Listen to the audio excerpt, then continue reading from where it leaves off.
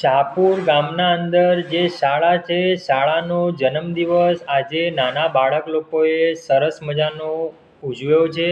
અને તમે વિડીયોના અંદર જોઈ શકો છો કે ઇન્સ્ટાગ્રામ, ફેસબુક, ટ્વિટર, વોટ્સઅપ આપણે બધા સૌ મોટા વાપરીએ છીએ અને એનો કેટલો અસર આપણા બાળકો ઉપર અને આપણા ઉપર પડે છે એવો સરસ મજાનો વિડીયો આજે આપણે આ ચેનલના અંદર જોશું.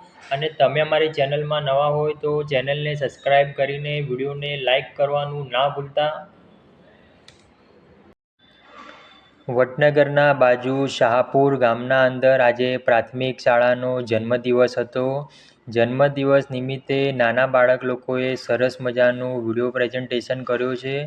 આ વિડીયોના અંદર આપણને એવી શીખ આપવા માંગે છે કે જો મોટા લોકો મોબાઈલ, ગૂગલ, ઇન્સ્ટાગ્રામ બધું વાપરે છે તો એનો અસર નાના બાળકો ઉપર પણ પડે છે અને મોટા લોકો પર કઈ રીતે પડે છે.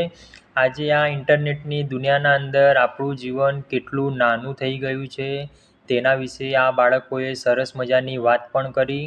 અને ઘણા લોકો આ પ્રોગ્રામના અંદર ઉપસ્થિત હતા.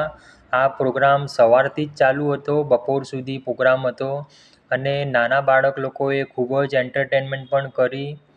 તમે વિડીયોના અંદર જોઈ શકો છો નાના બાળક લોકોએ કોકે ગૂગલ લીધું છે, કોકે ઇન્સ્ટાગ્રામ, તો કોકે ફેસબુક, તો કોકે ટ્વિટર. એવું દર્શાવવા માંગે છે કે અમે લોકોએ તમારી જિંદગી અમારા હાથમાં કરી લીધી છે એવું વિડીયોના અંદર આપણે જોઈ શકીએ છીએ. સરસ મજાનું પ્રેઝન્ટેશન તમે નિહાળી રહ્યા છો જસ્ટિન રાવલ ચેનલના અંદર. અને હવે અમે તમને વિડીયોના અંદર એ પણ બતાવશું કે જ્યારે પપ્પા કે મમ્મી ઘરના અંદર મોબાઈલ ફોન યુઝ કરતા હોય ત્યારે નાના બાળક ઉપર કઈ રીતે અસર પડે છે એ પણ હું તમને આજે જણાવીશ. તો વાત એવી છે કે તમે જ્યારે પણ જોબ પરથી ઘરે આવો છો તમે ત્યારે ઘરે આવીને ફોન, લેપટોપ બધું થોડીવાર માટે જો બંધ કરીએ તો સારી વાત કહેવાય. કેમ કે આખો દિવસ આપણે ઓફિસના કામમાં બિઝી હોઈએ છીએ, ઘરવાળા માટે આપણા પાસે ટાઈમ હોતો નથી. તો આપણે જ્યારે પણ ઘરે આવીએ ત્યારે આપણા ફેમિલીને આપણે ટાઈમ આપવો જોઈએ. જેમ કે ફેમિલીના અંદર આપણા મા બાપ છે, આપણી વાઈફ છે, નાના બાળકો છે, જેથી કરીને આપણા ઘરના અંદર આત્મીયતા રહે અને આપણા ઘરના અંદર કોઈ પણ સદસ્ય હોય તેમને ધાર્મિક બુક કે ધાર્મિક મૂવી જોવું જોઈએ. જેનાથી આપણે જે વસ્તુ કરશું એ જ વસ્તુ આપણા બાળકો પણ કરશે.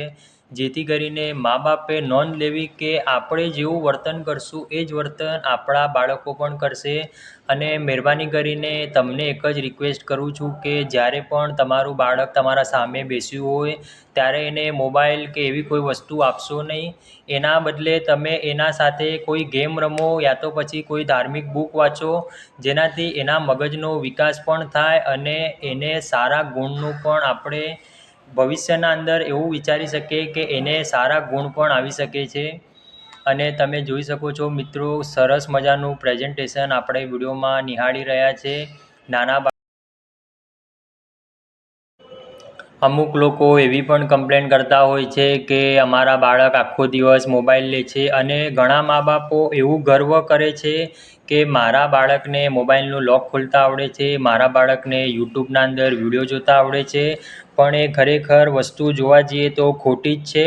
આ બધી વસ્તુ તો એને આખી જિંદગી કરવાની જ છે. હાલના તબક્કામાં એના માટે આપણે ઘણી ખરી એવી એક્ટિવિટી છે, ઘણા ખરી એવી સંસ્થાઓ છે જેના અંદર આપણે આપણા બાળકને જોડાઈએ અને સારા એવા ગુણનું આપણે એવું કહી શકીએ કે આપણું બાળક પણ સારો ગુણ લાવે અને સારો વિચાર એના મગજના અંદર આવે અને શાળાના અંદર સારા માર્ક્સે પાસ થઈ જાય એવું દરેક મા બાપનું સપનું હોય છે. તો આપણે આ સપનું પૂરું કરવા માટે આપણા બાળકને આપણે પ્રોત્સાહન આપશું અને આપણા બાળક સાથે આપણે એવી રીતે વર્તન કરશું જેથી કરીને ભવિષ્યના અંદર એને એવું થાય કે હું મારા પપ્પાના જેવો કે મારા મમ્મીના જેવો જ છું અને આપણે પણ ગર્વથી કહી શકીએ કે આ મારો જ દીકરો છે. તમે મારી ચેનલને લાઈક કરજો.